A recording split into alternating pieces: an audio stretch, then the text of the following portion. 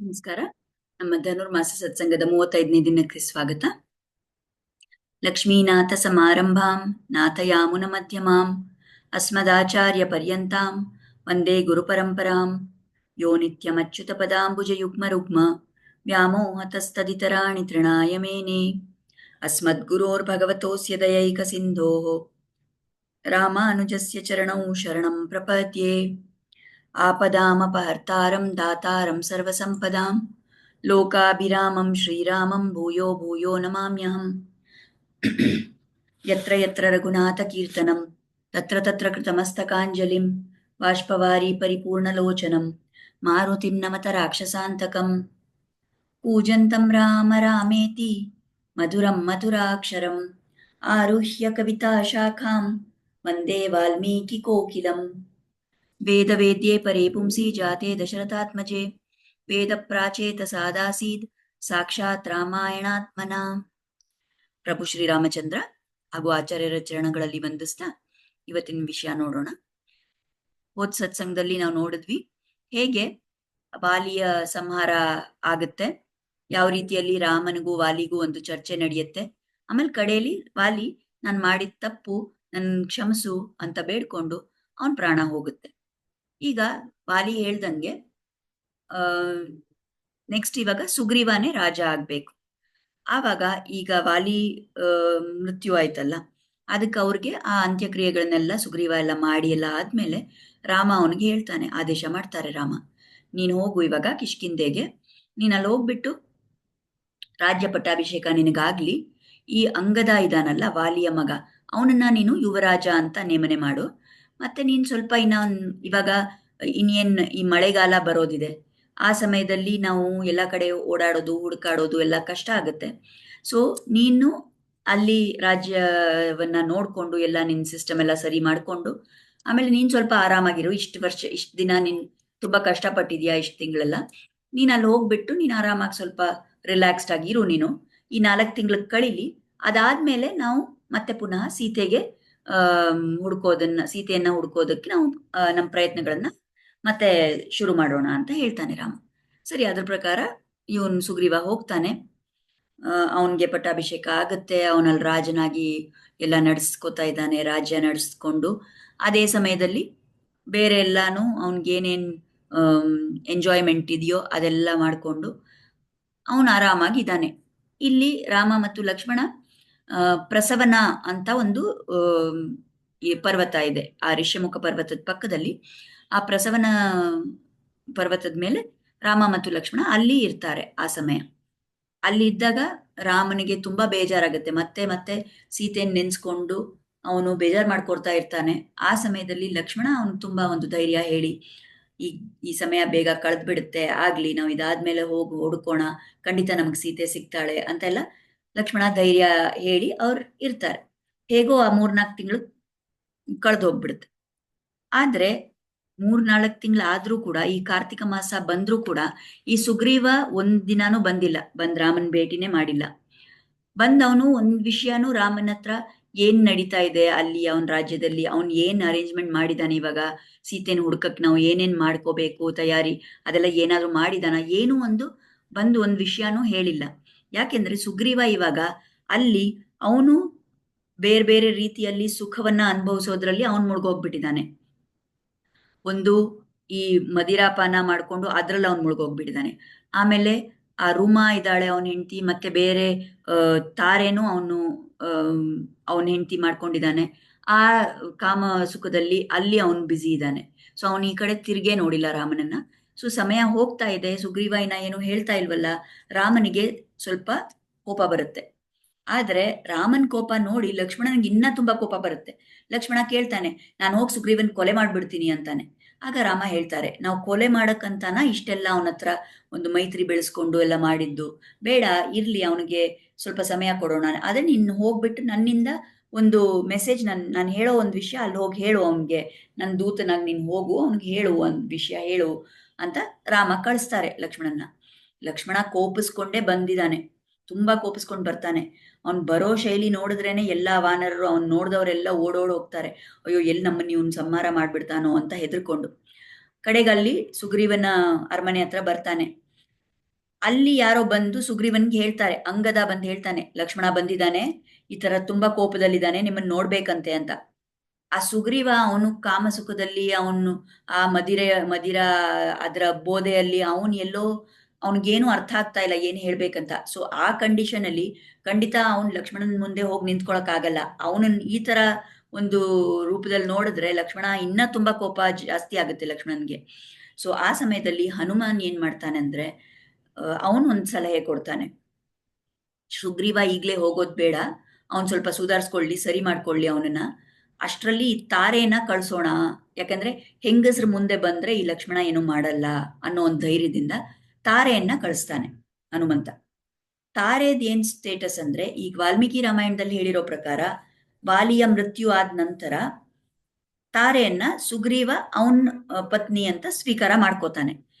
ಇವಾಗ ನಮ್ಗನ್ಸ್ಬೋದು, ಅಷ್ಟೆಲ್ಲ ರಾಮ ಹೇಳಿದ್ನಲ್ಲ, ಬೇರೆ ಅಣ್ಣ ತಮ್ಮೆಂದಿರ ಅವ್ರ ಹೆಂಡತಿಯರನ್ನ ಹಂಗೆ ಇಟ್ಕೋಬಾರ್ದು ಅಂತ. ಅದು ಜೀವಂತವಾಗಿರೋವಾಗ. ಈಗ ಒಬ್ಬ ವಾನರನ ಮೃತ್ಯು ಆದ್ರೆ ಆ ವಿಧವೆ ಆಗಿರುವಂತಹ ಆ ವಾನರ ಸ್ತ್ರೀನ ಬೇರೆಯವ್ರು ಯಾರಾದ್ರೂ ಮದ್ವೆ ಮಾಡ್ಕೋಬಹುದು. ಸೊ ಅವ್ರ ವಾನರರಲ್ಲಿ ಆ ಪ್ರಕಾರ ರೂಲ್ಸ್ ಇದೆ. ಅದ್ರ ಅದಕ್ಕೆ ತಕ್ಕಾಗೆ ಇವಳು ತಾರೆ ಸುಗ್ರೀವನ ಪತ್ನಿ ಆಗಿರ್ತಾಳೆ. ಕಂಬರಾಮಾಯಣದಲ್ಲಿ ಅವ್ರು ಹೇಳಿರೋ ಪ್ರಕಾರ ಆ ರೀತಿ ಇಲ್ಲ. ತಾರೆ ಅವಳು ವಿಧವೆಯಾಗೇ ಇರ್ತಾಳೆ ಅಂಡ್ ಸುಗ್ರೀವ ಅವಳನ್ನ ತಾಯಿ ಸ್ಥಾನದಲ್ಲಿ ನೋಡ್ತಾನೆ ಅಂತ ಕಂಬರಾಮಾಯಣದಲ್ಲಿದೆ. ಆದ್ರೆ ಇವಾಗ ನಾವು ಮೇನ್ ಆಗಿ ಫಾಲೋ ಮಾಡ್ತಾ ಇರೋದು ವಾಲ್ಮೀಕಿ ರಾಮಾಯಣ. ಸೊ ಏನಾಗುತ್ತೆ, ಇವಾಗ ತಾರೆ ಬರ್ತಾಳೆ, ಅಲ್ಲಿ ಲಕ್ಷ್ಮಣನ್ ಮುಂದೆ ಬಂದು ನಿಂತ್ಕೋತಾಳೆ. ಈಗ ಲಕ್ಷ್ಮಣನ್ ಗೊತ್ತಾಗುತ್ತೆ ಯಾರೋ ಹೆಂಗಸರು ಬಂದಿದ್ದಾರೆ, ಒಂದ್ ಮಹಿಳೆ ಬಂದಿದೆ ಅಂತ ಗೊತ್ತಾದಾಗ ಅವನ್ ಕತ್ತೆ ಎತ್ತಲ್ಲ, ಅವನಿರೋ ಕೋಪ ಎಲ್ಲ ಶಾಂತ ಆಗ್ಬಿಡುತ್ತೆ. ಯಾಕಂದ್ರೆ ಅವ್ನು ತುಂಬಾ ಕೋಪದಲ್ಲಿ ಯಾರು ನನ್ನ ಮುಂದೆ ನಿಂತ್ಕೊಂಡ್ರೆ ಅವ್ನು ಸರಿಯಾಗಿ ಬೈಬೇಕು, ಸರಿಯಾಗಿ ಅವ್ರಿಗೆ ಬುದ್ಧಿ ಹೇಳ್ಬೇಕು ಅಂತ ಬಂದಿರ್ತಾನ ಅವನು ಆ ಜೋಶಲ್ಲಿ. ಇಲ್ಲಿ ನೋಡಿದ್ರೆ ಒಂದು ಹೆಂಗಸರು ಬಂದಾಗ ಅದ್ ಸಾಮಾನ್ಯವಾಗಿ ಆಗಿನ ಕಾಲದಲ್ಲಿ ಆ ತರ ಒಂದು ರೆಸ್ಪೆಕ್ಟ್ ಕೊಡೋ ಪದ್ಧತಿ ಇತ್ತು. ಸೊ ಒಂದ್ ಮಹಿಳೆ ಬಂದಿದ್ದಾರೆ, ಒಂದ್ ಸ್ತ್ರೀ ಬಂದಿದ್ದಾಳೆ ಅಂದ್ರೆ ತಕ್ಷಣ ಅವನು ಶಾಂತವಾಗಿ ಅವನು ತಲೆ ಬಗ್ಗಿಸ್ಕೊಂಡು ಕಣ್ಣು ಎತ್ತದೆ ಹಂಗೆ ನಿಂತಿರ್ತಾನೆ ಅವಳ ಮುಂದೆ. ಆವಾಗ ಈ ತಾರೆ, ಆದ್ರೆ ಅವಳಿಗೆ ಗೊತ್ತಾಗಿದೆಯಲ್ಲ ಲಕ್ಷ್ಮಣನ ಕೋಪ ಅಂತ, ಅವಳು ಹೇಳ್ತಾಳೆ, ಇಲ್ಲಿ ವಾಲ್ಮೀಕಿ ಶ್ಲೋಕ ಇದೆ, ನ ಕೋಪ ಕಾಲ ಕ್ಷಿತಿಪಾಲ ಪುತ್ರ ನ ಚಾಪಿ ಕೋಪ ಸ್ವಜನೇ ವಿಧೇಯ ತ್ವತರ್ಥ ಕಾಮಸ್ಯ ಜನಸ್ಯ ತಸ್ಯ ಪ್ರಮಾದಮಪಿ ಅರ್ಹಸಿ ವೀರ ಸೋಡುಂ. ರಾಜ್ಕುಮಾರನೇ ಅಂತ ಅವನ್ ಮಾತಾಡ್ತಾಳೆ ಲಕ್ಷ್ಮಣ, ಇದು ಕೋಪ ಮಾಡ್ಕೊಳ್ಳೋ ಸಮಯ ಅಲ್ಲ. ಯಾಕೆಂದ್ರೆ ನೀನ್ ಇಷ್ಟು ಕೋಪದಲ್ಲಿ ನೀನ್ ಇವಾಗ ಇಲ್ಲಿ ಬಂದಿದ್ಯಾ, ಅದು ಸರಿ ಇಲ್ಲ. ಆ ಕೋಪವನ್ನ ಬಿಡು. ಮತ್ತೆ ಸ್ವಂತದ ಜನ ನಮ್ಮ ಆಪ್ತರಿದಾರೋ ಅವ್ರ ಮೇಲೆ ನಾವು ಕೋಪಿಸ್ಕೋಬಾರ್ದು ಯಾವತ್ತೂನು. ನಿನ್ಗೇನ್ ಅನ್ಸ್ತಾ ಇದೆ, ಸುಗ್ರೀವ ಏನೋ ತಪ್ಪು ಮಾಡಿದಾನೆ ಅಂತ. ಅವನೇನು ಒಂದು ಕ್ರಮ ತಗೊಂಡಿಲ್ಲ, ಅವನೇನು ಅರೇಂಜ್ಮೆಂಟ್ ಮಾಡಿಲ್ಲ, ತಯಾರಿ ಮಾಡಿಲ್ಲ ಅಂತ ನೀನ್ ಕೋಪಿಸ್ಕೊಂಡು ಬಂದಿದೀಯಾ. ಆದ್ರೆ ಆ ತರ ಅಲ್ಲ, ನಿಜವಾದ ರೀತಿಯಲ್ಲಿ ಸುಗ್ರೀವ ಅರೇಂಜ್ ಮಾಡಿದಾನೆ. ಇನ್ನೇನ್ ನಾವು ಇವತ್ತೋ ನಾಳೆನೋ ನಿಮಗ್ ಬಂದ್ ನಾವು ಅದನ್ನೆಲ್ಲ ಸುದ್ದಿ ಹೇಳೋರಿದ್ವಿ, ಅಷ್ಟರಲ್ಲಿ ನಿಮಗೆ ನಾವು ಹೇಳಲಿಲ್ಲ ಅಷ್ಟೇ. ಎಲ್ಲ ರೆಡಿ ಆಗ್ತಾ ಇದೆ, ನಮ್ಮ ಕಡೆಯಿಂದ ದೂತರು ಬೇರೆ ಬೇರೆ ಜಾಗಕ್ಕೆ ಹೋಗಿದ್ದಾರೆ, ಅಲ್ಲಿಂದಾನು ವಾನರರು ಕರಡಿಗಳು ಅವರೆಲ್ಲರೂ ಕೂಡ ನಮ್ಗೆ ಸಹಾಯಕ್ಕೆ ಬರೋರಿದ್ದಾರೆ. ಸೊ ಎಲ್ಲರೂ ಬಂದು ನಮ್ದು ಸೇನೆ ಇನ್ನ ದೊಡ್ಡದಾದಾಗ ನಾವು ನಾಳೆ ನಾಡಿದ್ರಲ್ಲಿ ಬಂದು ನಿಮ್ಗೆ ಹೇಳೋರೇ ಇದ್ವಿ, ನೀನ್ ಕೋಪಿಸ್ಕೋಬೇಡ ಅಂತ ತಾರೆ ಅವನ್ಗೆ ಲಕ್ಷ್ಮಣನ ಹತ್ರ ಹೇಳ್ತಾಳೆ. ಸರಿ, ಆಮೇಲೆ ಇವಾಗ ಲಕ್ಷ್ಮಣನ ಕರ್ಕೊಂಡು ಹೋಗ್ತಾರೆ ಒಳಗೆ ಸುಗ್ರೀವನ ಹತ್ರ. ಸುಗ್ರೀವ ಅಷ್ಟರಲ್ಲಿ ಸ್ವಲ್ಪ ಸರಿ ಮಾಡ್ಕೊಂಡಿದ್ದಾನೆ. ಆವಾಗ ಲಕ್ಷ್ಮಣ ಸುಗ್ರೀವನ್ಗೆ ಹೇಳ್ತಾನೆ, ನಮ್ಮ ಅಣ್ಣ ಒಂದು ಮಾತು ಹೇಳಿದ್ದಾರೆ ನಿನಗೆ ಹೇಳ್ಬೇಕು ಅಂತ. ಏನು ಅಂತ ಕೇಳ್ತಾನೆ ಸುಗ್ರೀವ. ನಮ್ಮ ಅಣ್ಣ ಹೇಳಿದ್ರು, ವಾಲಿಯನ್ನ ನಾನು ಯಾವ ಮಾರ್ಗದಿಂದ ಕಳಿಸಿದ್ನಲ್ಲ ಆ ಮಾರ್ಗ ಇನ್ನ ಸಂಪೂರ್ಣವಾಗಿ ಮುಚ್ಚಿಲ್ಲ ಅಂತ ಹೇಳಿದ್ದಾರೆ ಅಂತ ಕನ್ವೆ ಮಾಡ್ತಾನೆ ಲಕ್ಷ್ಮಣ. ಅಂದ್ರೆ ಏನರ್ಥ, ನೀನು ಸರಿಯಾದ ರೀತಿಯಲ್ಲಿ ವರ್ತಿಸ್ಕೊಳ್ಳಿಲ್ಲ ಅಂದ್ರೆ ವಾಲಿಗೇನು ಒಂದು ಶಿಕ್ಷೆ ಆಯ್ತೋ ಅದೇ ಶಿಕ್ಷೆ ನಿನಗೂ ಆಗುತ್ತೆ ಅಂತ ಹೇಳ್ತಾ ಇದ್ದಾರೆ ಇಲ್ಲಿ ರಾಮ ಸುಗ್ರೀವನ್ಗೆ. ಆಗ ಸುಗ್ರೀವ ಅವನು ತುಂಬಾ ಬೇಜಾರಲ್ಲಿ ಅವನು ಕ್ಷಮೆ ಕೇಳ್ತಾನೆ, ಲಕ್ಷ್ಮಣನ ಹತ್ರ ಹೇಳ್ತಾನೆ, ನನ್ನ ಕ್ಷಮಿಸ್ಬೇಕು ನೀವು ಮತ್ತೆ ನಿಮ್ಮ ಅಣ್ಣ, ನನಗೆ ಕ್ಷಮಿಸಿ, ನಾನು ಎಲ್ಲ ತಯಾರಿ ಮಾಡ್ತಾ ಇದ್ದೀನಿ, ಆದ್ರೆ ನಾನು ಇಲ್ಲಿ ನನಗೆ ಆಗ್ಲಿಲ್ಲ, ನಿಮ್ಮ ಹತ್ರ ಬಂದು ಅದ್ರ ವಿಷಯ ಹೇಳಕ್ಕಾಗಿಲ್ಲ ಅಷ್ಟೇ, ಇನ್ನೇನ್ ನಾಳೆ ನಾಡಿದ್ರಲ್ಲಿ ಎಲ್ಲ ರೆಡಿ ಆಗ್ಬಿಡುತ್ತೆ ಅಂತ ಹೇಳ್ತಾನೆ. ಆಮೇಲೆ ಮಾರನೇ ದಿನ ಅವನಲ್ಲಿ ಹೋಗ್ತಾನೆ, ರಾಮನ ಹತ್ರ ಮೀಟ್ ಮಾಡ್ತಾನೆ. ಅಷ್ಟರಲ್ಲಿ ಎಲ್ಲ ಜನನೂ ಬರ್ತಾರೆ, ಆ ಬೇರೆ ಜಾಗಗಳಿಂದ ತುಂಬಾ ವಾನರರು ಕರಡಿಗಳು ಎಲ್ಲರೂ ಬರ್ತಾರೆ. ಯಾರ್ಯಾರು ಈ ಸುಗ್ರೀವನ ಫ್ರೆಂಡ್ಸ್ ಆಗಿರ್ತಾರೋ ಅವರೆಲ್ಲ ಬಂದು ಒಟ್ಟಿಗೆ ಅಲ್ಲಿ ಸೇರಿದಾಗ ಆವಾಗ ಸುಗ್ರೀವ ಅವ್ರನ್ನ ಬೇರೆ ಬೇರೆ ಗುಂಪಾಗಿ ಡಿವೈಡ್ ಮಾಡ್ತಾನೆ.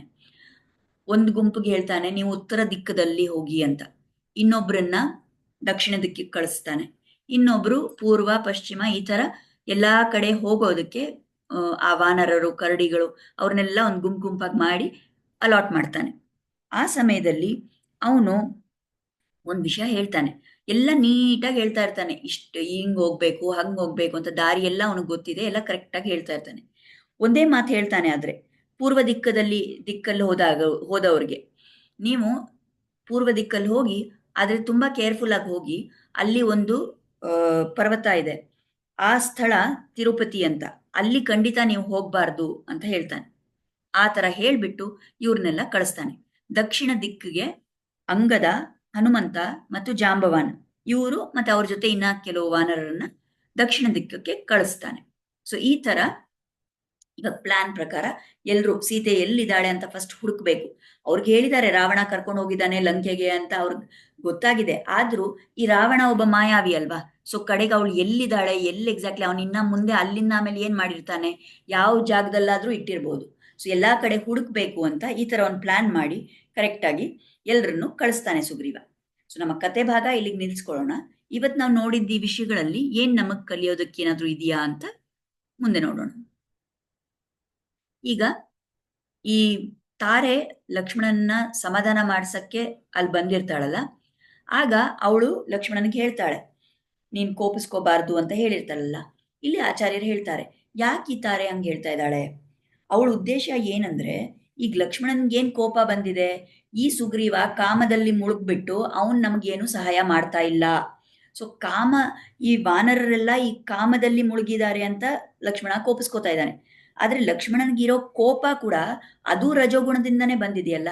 ಸೊ ಇಲ್ಲಿ ಆಚಾರ್ಯರು ಹೇಳ್ತಾರೆ, ತಾರೆ ಹೇಳ್ತಾಳೆ ಲಕ್ಷ್ಮಣನ್ಗೆ, ಸರಿ ನಾವೆಲ್ಲ ವಾನರರು, ನಾವೆಲ್ಲ ಕಾಮದಲ್ಲಿ ಇದ್ದು ನಾವು ತಪ್ಪು ಮಾಡ್ತಾ ಇದೀವಿ, ಆದ್ರೆ ನಿನ್ ದಶರಥ ಪುತ್ರ, ನಿನ್ ರಾಮನ ತಮ್ಮ, ನಿನ್ ರಾಮಾನುಜ, ನಿನಗೆ ಹೇಗೆ ಸರಿ ಇದೆ ಈ ತರ ಕೋಪಿಸ್ಕೊಳ್ಳೋದು, ನಿನಗ್ ಸರಿ ಇಲ್ವಲ್ಲ.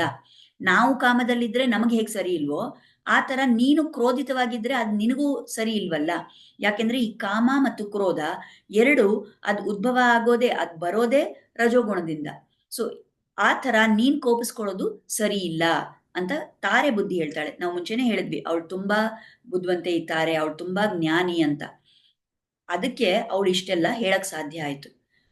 ಭಗವದ್ಗೀತೆಯಲ್ಲಿ ಶ್ರೀಕೃಷ್ಣ ಹೇಳಿದಾನೆ, ಕಾಮ ಏಷ ಕ್ರೋಧ ಏಷ ರಜೋಗುಣ ಸಮುದ್ಭವ ಮಹಾಶನೋ ಮಹಾಪಾಪ್ಮ ವಿದ್ಯೇನ ಮಿಹ ವೈರಿಣಂ. ಈ ಕಾಮ ಮತ್ತು ಕ್ರೋಧ ಅದೆರಡು ರಜೋಗುಣದಿಂದಾನೇ ಅದ್ರ ಜನ್ಮ ಆಗುತ್ತೆ. ಸೊ ಅದು ನಮ್ಮನ್ನ ತಿಂದು ಹಾಕ್ಬಿಡುತ್ತೆ, ಮತ್ತೆ ಅದರಿಂದಾನೇ ಎಲ್ಲ ಪಾಪ ನಮಗ್ ಬರುತ್ತೆ. ಸೊ ಅದೇ ನಮ್ಮ ವೈರಿ, ಅದೇ ನಮ್ಮ ಶತ್ರು. ಈ ರಜೋಗುಣವನ್ನ ನಾವು ಕಡಿಮೆ ಮಾಡ್ಕೊಳಕ್ ನೋಡಿದಾಗ ಆವಾಗ ನಮ್ಮಲ್ಲಿ ಕಾಮ ಮತ್ತು ಕ್ರೋಧ ಕಮ್ಮಿ ಆಗುತ್ತೆ ಅಂತ ಭಗವದ್ಗೀತೆಯಲ್ಲೂ ಕೃಷ್ಣ ಹೇಳಿದಾನೆ. ಅದೇ ವಿಷಯವನ್ನ ಇಲ್ಲಿ ತಾರೆ ಲಕ್ಷ್ಮಣನಿಗೆ ಸಲಹೆ ತರ ಹೇಳ್ತಾ ಇದ್ದಾಳೆ. ಆ ಲಕ್ಷ್ಮಣನ ಸಮಾಧಾನ ಮಾಡೋ ಆ ಸಮಯದಲ್ಲಿ ಇದೆಲ್ಲ ಮಾತಾಡಿದಾಗ ಅವನನ್ನ ಅರಮನೆ ಒಳಗ್ ಕರ್ಕೊಂಡು ಹೋಗ್ಬಿಟ್ಟು ತಾರೆ ಅವನ್ಗೆ ಏನೋ ಆಹಾರವನ್ನ ಕೊಡಕ್ ನೋಡ್ತಾಳೆ. ಯಾರಾದ್ರೂ ಅತಿಥಿ ಬಂದ್ರೆ ನಾವು ಸಾಮಾನ್ಯವಾಗಿ ಅವ್ರಿಗೆ ಏನಾದ್ರು ಕೊಡ್ತೀವಿ ಅಲ್ಲ, ಆತರ ಅವಳು ಏನೋ ಒಂದು ಅರ್ಪಣೆ ಮಾಡ್ತಾಳೆ, ಅಲ್ಲಿ ತಗೊಳ್ಳಿ ಇದನ್ನ ಆಹಾರ ಸ್ವೀಕಾರ ಮಾಡಿ ಅಂತ ಕೇಳ್ಕೊತಾಳೆ. ಆ ಸಮಯದಲ್ಲಿ ಲಕ್ಷ್ಮಣ ಒಂದ್ ಮಾತು ಹೇಳ್ತಾನೆ.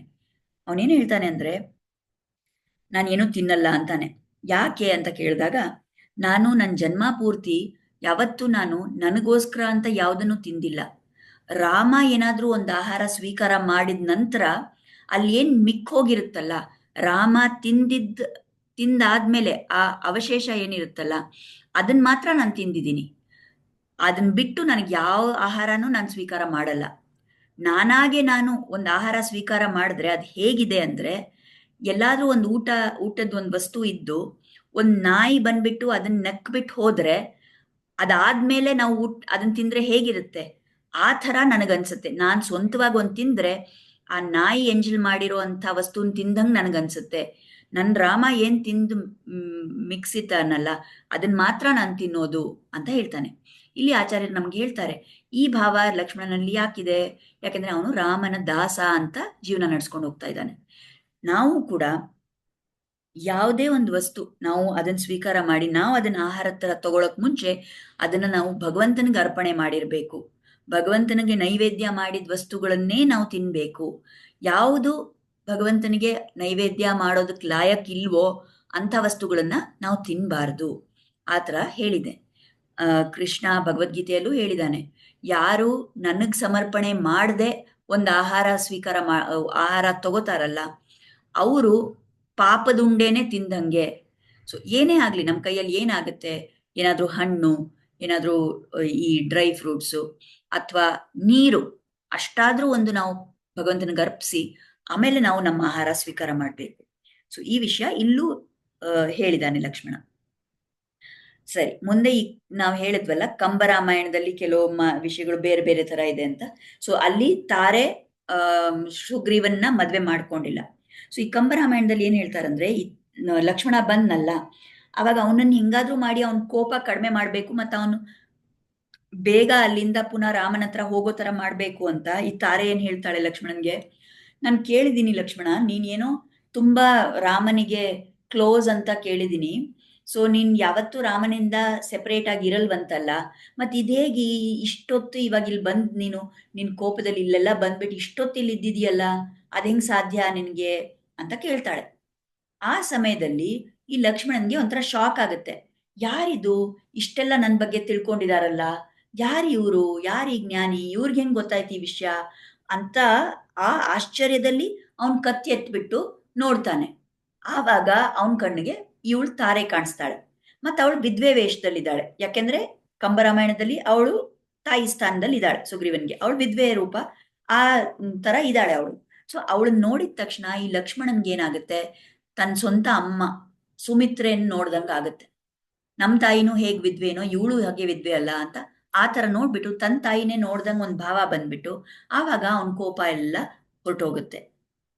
ಈ ರೀತಿ ಕಂಬರಾಮಾಯಣದಲ್ಲಿ ಹೇಳಿದ್ದಾರೆ. ಕಡೆಗೆ ಇವಾಗ ನಾವು ಹೇಳಿದ್ವಿ, ಸುಗ್ರೀವ ಬಂದು ಎಲ್ರಿಗೂ ಹಂಚ್ಕೊಡ್ತಾನೆ ಯಾರ್ಯಾರು ಎಲ್ಲೆಲ್ಲಿ ಹೋಗ್ಬೇಕು ಅಂತ. ಆ ತಿರುಪತಿ ಕಡೆ ಮಾತ್ರ ಯಾಕೆ ಹೋಗ್ಬಾರ್ದು ಅಂತ ಹೇಳ್ತಾನೆ ಅವನು ಅಂದ್ರೆ, ಆಗಿನ ಕಾಲದಲ್ಲೇ ಗೊತ್ತಿತ್ತು ಅದು ತುಂಬಾ ಒಂದು ಪುಣ್ಯವಾದ ಕ್ಷೇತ್ರ ಅಂತ. ಯಾರಾದ್ರೂ ಆ ಗಿರಿ ಹತ್ರ, ಆ ಪರ್ವತದ ಹತ್ರ, ಆ ತಿರುಪತಿ ಎಲ್ಲಿ ಅಲ್ಲಿ ತಿರುಮಲ ಮೇಲೆ ಇದೆಯಲ್ಲ ಆ ಜಾಗದಲ್ಲಿ ಅಲ್ಲಿ ಯಾರಾದ್ರೂ ಹೋದ್ರೆ ಆ ಕ್ಷೇತ್ರದ ಏನಂತೀವಿ ಪಾವಿತ್ರ್ಯ ಎಷ್ಟು ಅಂದ್ರೆ, ಯಾರಾದ್ರೂ ಅಲ್ಲಿ ಹೋದ್ರೆ ಅವ್ರ ಪಾಪ ಎಲ್ಲ ತೊಳೆದು ಹೋಗ್ಬಿಡುತ್ತೆ, ಅವ್ರ ಪಾಪ ಎಲ್ಲ ನಾಶ ಆಗ್ಬಿಡುತ್ತೆ. ಸೊ ಪಾಪ ಎಲ್ಲ ನಾಶ ಆದಾಗ ಅವ್ರು ಮೋಕ್ಷಕ್ಕೆ ಹೋಗ್ಬಿಡ್ತಾರೆ. ಆ ಜಾಗಕ್ಕೆ ಈ ವಾನರರು ಹೋಗ್ಬಿಟ್ಟು ಅವ್ರ ಪಾಪ ಎಲ್ಲ ತೊಳೆದು ಹೋಗ್ಬಿಟ್ಟು ಅವ್ರ ಮೋಕ್ಷಕ್ಕೆ ಹೋದ್ರೆ ರಾಮನಿಗೆ ಹೇಗೆ ಸಹಾಯ ಮಾಡೋದು, ರಾಮನಿಗೆ ಹೇಗೆ ಸೀತೆಯನ್ನ ಕಂಡುಹಿಡಿಯೋದ್ರಲ್ಲಿ ಹೆಲ್ಪ್ ಮಾಡಕ್ಕಾಗತ್ತೆ. ಅದಕ್ಕೋಸ್ಕರ ಸುಗ್ರೀವ ಅಲ್ಲಿ ಹೋಗ್ಬೇಡಿ ಅಂತ ಹೇಳಿರ್ತಾನೆ. ಅಲ್ಲಿ ನಮಗಿದ್ರಲ್ಲಿ ಏನ್ ವಿಷಯ ಕಲಿಯೋದಕ್ಕಂದ್ರೆ, ಅದು ತಿರುಪತಿ ಅನ್ನೋದು ಎಷ್ಟು ಪುಣ್ಯವಾದ ಕ್ಷೇತ್ರ ಇದೆ. ಅದು ಶ್ರೀನಿವಾಸ ಕ್ಷೇತ್ರ, ಅದು ವೆಂಕಟೇಶ್ವರನ ಕ್ಷೇತ್ರ, ಅದು ಆಕ್ಚುಲಿ ವರಾಹ ಅವತಾರದಲ್ಲಿ ವರಾಹ ಕ್ಷೇತ್ರ ಅದು. ಅಲ್ಲಿ ಆಮೇಲೆ ಶ್ರೀನಿವಾಸರು ಬಂದು ಅಲ್ಲಿ ಅವರು ವರಾಹರ ಹತ್ರ ಪರ್ಮಿಷನ್ ತಗೊಂಡು ಆ ಜಾಗದಲ್ಲಿ ವಾಸ ಮಾಡ್ತಾ ಇದ್ದಾರೆ ಅಂತಾನೂ ಹೇಳ್ತಾರೆ. ಸೊ ಅಷ್ಟು ಒಂದು ಪುಣ್ಯ ಕ್ಷೇತ್ರ ನಮಗೀಗಿನ ಕಾಲದ ಇವಾಗ್ಲೂ ಅದಿದೆ. ಆ ಪುಣ್ಯ ಕ್ಷೇತ್ರಕ್ಕೆ ಆದಷ್ಟು ನಾವು ಅಲ್ಲಿ ಹೋಗಿ ಅಲ್ಲಿ ಯಾತ್ರೆ ರೂಪದಲ್ಲಿ ಅಲ್ಲಿ ಹೋಗಿ ಅಲ್ಲಿ ನಾವು ಭಗವಂತನ ದರ್ಶನ ಮಾಡ್ಕೊಂಡ್ರೆ ನಮಗೆ ನಮ್ಮ ಪಾಪ ಎಲ್ಲ ನಾಶ ಆಗುತ್ತೆ. ಅದನ್ನ ನಾವು ಅರ್ಥ ಮಾಡ್ಕೋಬೇಕು. ಸೊ ಇಷ್ಟೆಲ್ಲ ವಿಷಯಗಳು ನಮ್ಗೆ ಆಚಾರ್ಯರು ಹೇಳಿದ್ದಾರೆ, ಇಷ್ಟೆಲ್ಲ ನಮ್ಗೆ ಕಲ್ತ್ಕೊಳಕ್ ಸಿಕ್ಕಿದೆ. ಸೊ ಆಚಾರ್ಯ ಚರಣಗಳಲ್ಲಿ ಮತ್ತು ರಾಮನ ಚರಣಗಳಲ್ಲಿ ನಾವು ಕೃತಜ್ಞತೆಯನ್ನ ಸಲ್ಲಿಸೋಣ ಮತ್ತು ಇನ್ನ ಮುಂದೆ ಅವ್ರ ಆಶೀರ್ವಾದ ನಮ್ಮ ಮೇಲೆ ಇರ್ಲಿ ಅಂತ ಬೇಡ್ಕೊಳ್ಳೋಣ. ಮಂಗಳಂ ಕೋಸಲೇಂದ್ರಾಯ ಮಹನೀಯ ಗುಣಾಬ್ಧಯೇ ಚಕ್ರವರ್ತಿ ತನೂಜಾಯ ಸಾರ್ವಭೌಮಾಯ ಮಂಗಳಂ. ವೇದ ವೇದಾಂತ ವೇದ್ಯಾಯ ಮೇಘಶ್ಯಾಮಲಮೂರ್ತಯೇ ಪುಂಸಾಂ ಮೋಹನ ರೂಪಾಯ ಪುಣ್ಯಶ್ಲೋಕಾಯ ಮಂಗಳಂ. ಪಿತೃಭಕ್ತಾಯ ಸತತಂ ಭ್ರಾತೃಭಿಃ ಸಹ ಸೀತಯಾ ನಂದಿತಾಖಿಲ ಲೋಕಾಯ ರಾಮಭದ್ರಾಯ ಮಂಗಳಂ. ಮಂಗಳಾಶ ಶ್ರೀಮತೆ ರಘುವೀರಾಯ ಸೇತುಲಂಘಿತ ಸಿಂಧವೇ ಜಿತರಾಕ್ಷಸರಾಜಾಯ ರಣಧೀರಾಯ ಮಂಗಳಂ. ಮಂಗಳಾಶಾಸನಪರೈರ್ ಮದಾಚಾರ್ಯ ಪುರೋಗಮೈಃ ಸರ್ವೈಶ್ಚ ಪೂರ್ವೈರಾಚಾರ್ಯೈಃ ಸತ್ಕೃತಾಯಾಸ್ತು ಮಂಗಳಂ. ಧನ್ಯವಾದ. ಮತ್ತೆ ನಾಳೆ ಸಿಗೋಣ, ಮುಂದೆ ಏನಾಗುತ್ತೆ ಅಂತ ನೋಡೋಣ. ನಮಸ್ಕಾರ.